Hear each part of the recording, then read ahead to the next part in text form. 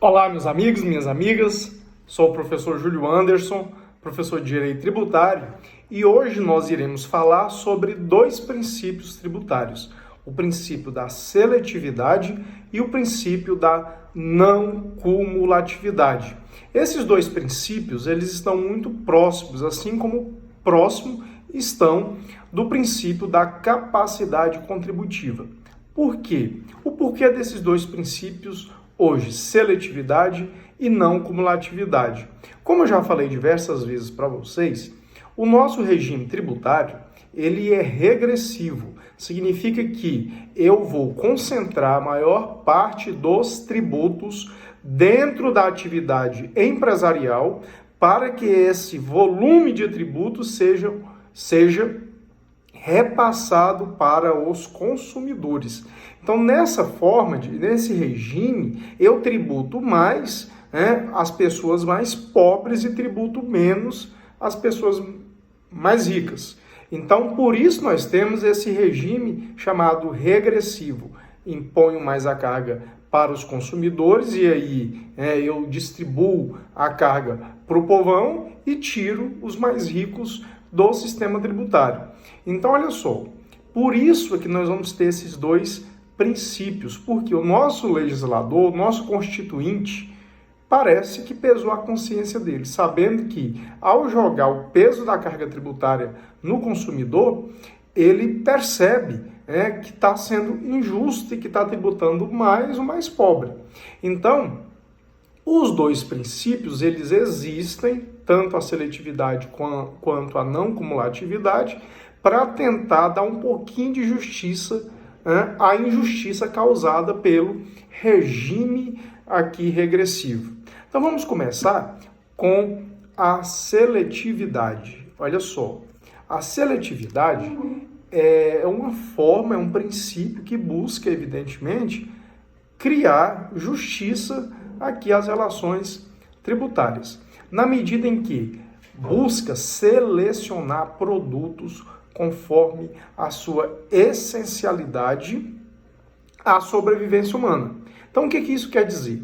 Quer dizer o seguinte, que produtos essenciais, produtos necessários, indispensáveis à sobrevivência humana, como, por exemplo, medicamentos, alimentos da cesta básica, água, esses componentes, esses produtos, são indispensáveis à sobrevivência humana. Então, eu não posso tributar com muito peso esses produtos, porque quem que vai pagar sempre o preço do tributo? É sempre o consumidor. E se eu tributo com muito peso esses produtos, o preço final do produto, que vai estar o tributo, vai ficar um preço muito alto e as pessoas não conseguem comprar, especialmente as pessoas mais pobres. Lembrando que o Brasil é um país subdesenvolvido, um país com forte concentração de renda, o segundo país do mundo com maior concentração de renda.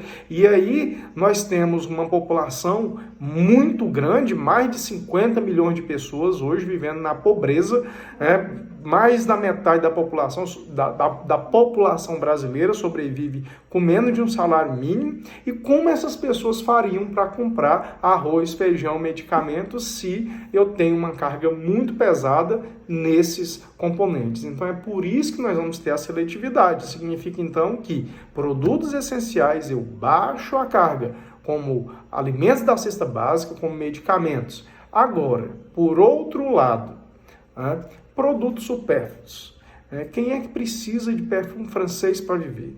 Quem é que precisa de carro de luxo para viver? Quem é que precisa de roupa de alta costura para sobreviver? Ninguém. São produtos nocivos. Produto nocivo é o cigarro, é bebida alcoólica. Agora, esses produtos que eu falei são produtos de luxo, produtos supérfluos. Então, o que eu tenho que fazer com a carga desses produtos? Aumento a carga. Porque se a pessoa tem dinheiro para comprar caviar, um potinho que custa 40 mil reais, para comprar carros de luxo que custa 3, 4 milhões de reais, para comprar perfume francês, são produtos absolutamente dispensáveis. Ninguém precisa desses produtos para sobreviver. Então, se a pessoa tem dinheiro sobrando para comprar tais produtos, ela pode pagar mais tributos, que os outros. Então, eu dessa forma, eu tento dar um pouco de justiça fiscal, eu tento atingir aqueles contribuintes que têm maior capacidade econômica. Então, se você tem dinheiro sobrando para compor, para adquirir produtos de luxo, você vai pagar mais tributo que os outros. Por isso que nós temos, então, a seletividade. É por isso que eu pego a alíquota do IPI, por exemplo, no cigarro, que é um produto não só desnecessário, como comprovado cientificamente que causa inúmeros males à saúde, como câncer, como impotência, como câncer de pulmão, como todo tipo de mal, o cigarro está aliado. Então, o que eu faço? Jogo, por exemplo, com uma alíquota de IPI a 365,63%. Está com dinheiro sobrando para fumar, então vai ter que pagar mais tributo que os outros. Então, meus amigos, o princípio da seletividade, ele tenta, vejam vocês que ele tenta fazer um pouco de justiça fiscal. Tributar mais produtos de luxo, que aí pega as pessoas com mais dinheiro, e tributar menos produtos essenciais, como medicamentos e alimentos da cesta básica. Inclusive, a política dos últimos anos foi de praticamente zerar tributos nos alimentos da cesta básica, tributos federais, inclusive fazer a doação de medicamentos, como medicamentos de diabetes, pressão, cardiopatia, para as pessoas mais pobres, porque o Estado acaba economizando. Imagina, se eu dou um medicamento para uma pessoa pobre, de graça, como, por exemplo, que tem diabetes, olha o que eu estou evitando. Eu estou evitando essa pessoa de não ter o controle da diabetes e, então, evitar uma internação, essa pessoa perder uma perna, perder a visão e acabar gerando mais custos para o Estado com o tratamento médico ou até mesmo com a sua aposentadoria fora da hora. Seria mais uma aposentadoria para uma pessoa, por exemplo, jovem, que poderia estar trabalhando e que, no entanto, não está, além de estar custeando o SUS, o sistema de saúde, ainda tem mais um peso aqui no caso da aposentadoria fora de hora. Então, você fazer a doação para a pessoa pobre desses medicamentos é muito mais barato do que arcar com todos esses custos. Então, essa é a seletividade. E aí nós vamos ter dois impostos que se destacam com a seletividade, que são aqueles dois impostos que mais afetam diretamente o consumo, que é o IPI e o ICMS. Então, todos os produtos que nós estamos consumindo e comprando, nós estamos pagando ao mesmo tempo IPI e ICMS, os dois impostos que incidem, o tanto que o produto fica mais caro por conta desses dois impostos, quem paga sempre é o consumidor. Então, a Constituição Federal determina, no artigo 153, parágrafo 3º, inciso 1, olha só, eu até fiz aqui no papel, não sei se vocês conseguem ver, olha só, o IPI, no artigo 153, parágrafo 3º, inciso 1, a Constituição Federal determina que ele será seletivo em razão da essencialidade do produto. A Constituição determina sua seletividade obrigatória. Já o ICMS, previsto no artigo 155, parágrafo 2º, inciso 3 da Constituição Federal, a Constituição já fala o seguinte, que o ICMS poderá ser seletivo em razão da essencialidade da mercadoria ou dos serviços. Então, olha só, IPI obrigatoriamente seletivo, ICMS poderá ser seletivo. Então, presta atenção que às vezes tem caído em provas essa pequena diferença. O IPI sempre será seletivo, o ICMS poderá ser seletivo. Então, às vezes, na prova, troca-se a expressão será seletivo por poderá ser seletivo. E aí você não presta atenção e erra de graça uma questão ridícula. Então, só repisando, o IPI será obrigatoriamente seletivo. O ICMS poderá ser seletivo. Então, esse é o princípio da seletividade. Outro princípio, que vai casar com a seletividade, também com a capacidade contributiva, e que é de extrema importância, é o princípio da não cumulatividade. Olha só, a não cumulatividade, o princípio da não cumulatividade diz o seguinte, que o tributo pago na operação anterior deve ser compensado com o tributo a ser pago na operação posterior. Por quê? Para evitar a oneração excessiva e em cascata sobre a cadeia produtiva e comercial. Então, para evitar que o preço do produto final para o consumidor fique exageradamente alto, é que a Constituição determina a não cumulatividade de alguns tributos. Tá? Então, exatamente para quê? Para pagar o tributo que deveria ser pago na operação anterior, para compensar com esse tributo que vai ser pago na operação posterior, evitando assim que o preço final fique insustentável. Olha só, o princípio da não cumulatividade é evidente que ele existe para evitar essa oneração excessiva em cascata. Por quê? Como é que funciona a nossa cadeia produtiva e comercial? Nós vamos ter um produtor, um industrial, que vai vender para o atacadista ou distribuidor, que vai vender para o varejista, que nós chamamos de comerciante, que vai vender para o consumidor final. Imaginem vocês, em cada uma dessa operação, incidindo o tributo um em cima do outro de forma cheia. O preço final ficaria insustentável de alto. Então é por isso que nós vamos ter o princípio da não cumulatividade.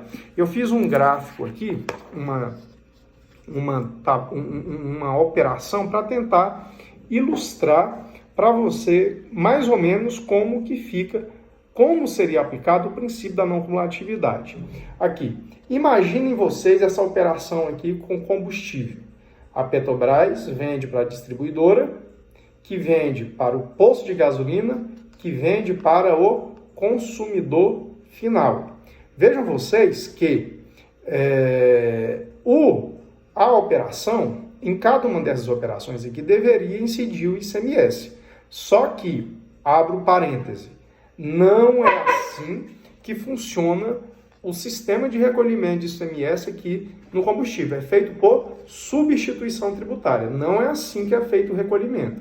A Petrobras simplesmente pega esse ICMS junto com esse e recolhe antecipadamente na fonte o ICMS por toda a operação quando ela promove a venda para a distribuidora. A distribuidora informa para a Petrobras qual é o estado que ela vai vender o combustível, então a Petrobras faz o quê? Vai lá na conta do estado e deposita o ICMS. Então, o recolhimento é feito por substituição tributária. Mas, meus amigos, vamos imaginar que não houvesse a substituição tributária. Tá? É só para vocês entenderem como é que funciona o princípio da não cumulatividade. Olha só, imagine que a Petrobras venda a gasolina para a distribuidora ao preço de R$1. Tá? Quando ela vender, deveria incidir o ICMS. Imagine que seja de 10%, que não é, também. Hoje, aqui em Goiás, por exemplo, está 30% o ICMS. Então, quem está pagando? Você, consumidor. Então, olha só, imagine que R$1 é o preço da gasolina, mais 10% dá o que de tributo? Vai dar 10 centavos. Então, o que a Petrobras faz? Embute o custo do tributo no produto e repassa para o preço para o comprador. Então, o comprador vai receber a gasolina a R$1,10 e é lógico, o distribuidor não vai vender a R$1,10, precisa do lucro. Vamos imaginar aqui que acrescente 30 centavos de lucro. Então, a gasolina vai ficar R$1,40. Imagina, incidir novamente o ICMS. Se eu incido sobre R$1,40, vai dar o quê? 14 centavos. Então, imagina 14 centavos mais R$1,40. O preço ficaria a R$1,57. Aí que entra o princípio da não cumulatividade. Para evitar essa acumulação excessiva de tributo sobre tributo em cascata, é que nós vamos ter a não cumulatividade, que diz o quê? Que o tributo pago na operação anterior tem que ser compensado com o tributo a ser pago na operação posterior. No caso aqui, eu deveria pagar 14 centavos de ICMS, mas eu já paguei lá atrás 10 centavos. Então, o que eu faço? Pego 14 centavos e já bato o tributo que eu já paguei, no caso 10 centavos. Então, eu vou pagar 4 centavos.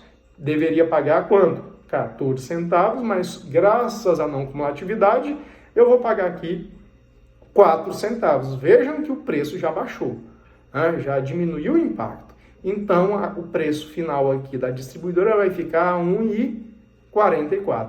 Então, vai repassar para o posto de gasolina, a gasolina a R$ 1,44. Então, nesse caso, a gasolina, o posto vai receber a R$ 1,44, vai aplicar também aqui um lucro, vamos imaginar 30 centavos. Tá? Isso porque eu estou desconsiderando, pessoal, despesas, estou desconsiderando todos os cálculos. Eu estou só para você entender como funciona a não cumulatividade, o princípio. Então, o que o posto vai fazer? Receber a 1,44 mais 30 de lucro, o preço da gasolina vai ficar o quê? 1,74. Então, mais 10%, ficaria o quê? 17 centavos, né, de ICMS que o posto deveria pagar. Mas como tem a não cumulatividade, que diz o seguinte: o tributo pago na operação anterior tem que ser compensado com o tributo a ser pago na operação posterior. Eu tenho que pagar aqui na operação posterior 17 centavos. Né? Mas como eu já paguei 4 centavos lá atrás, então eu faço o quê? Diminuo. Então, 17 menos 4 dá 13. Então, mais o valor do combustível, o preço final vai ficar R$ 1,87 para o consumidor final. Então, imagine se não houvesse a não cumulatividade. Quanto que ficaria o preço final aqui para o consumidor? Ficaria insustentável. Por isso, meus amigos, é que eu tenho o princípio da não cumulatividade, que determina o quê? Que o tributo pago na operação anterior deva ser compensado com o tributo na operação posterior. E mais uma vez nós vamos ter aqui o IPI e o ICMS como dois principais tributos, caracteristicamente não cumulativos. Os dois são obrigatoriamente não cumulativos. Então, o nosso legislador, quando instituir tanto o IPI quanto o ICMS, devem obediência ao princípio da não cumulatividade que existe aqui para diminuir o tributo aqui de forma excessiva na cadeia comercial e produtiva, para evitar que o preço final se torne insustentável e não afete especialmente aquele consumidor de menor poder aquisitivo. Então, esses são os dois princípios que afetam aqui diretamente a justiça fiscal. Um abraço para você, terminei essa aula de hoje. Se tiver algum comentário, pode fazer aqui que eu vou tentar responder. Um abraço para vocês e até a próxima aula.